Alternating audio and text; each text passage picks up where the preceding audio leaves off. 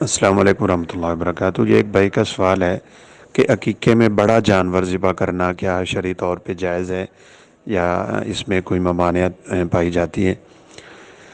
رسول اللہ صلی اللہ علیہ وسلم سے تو عقیقہ میں جو مسنون عمل ثابت ہے اور جو مسنون حکم آپ نے دیا ہے وہ ہے کہ بچے کی طرف سے 2 بکریاں اور بچے کی طرف سے 1 بکری ذبح کی جائے۔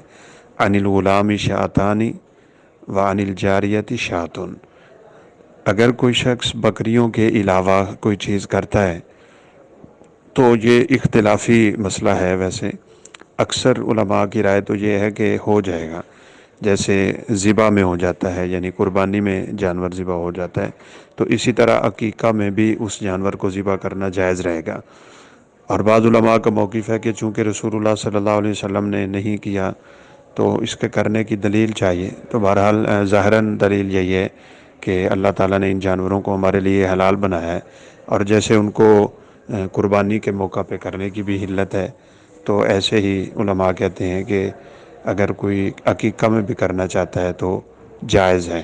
البتہ آپ یہ کہیں گے کہ بکریوں کا ذبح کرنا افضل ہے، یہی سنت ہے اور یہی زیادہ ثواب کا باعث ہے، اور بڑا جانور کرنا جائز ہے، حرام نہیں ہے، واللہ عالم۔ السلام علیکم ورحمۃ اللہ وبرکاتہ۔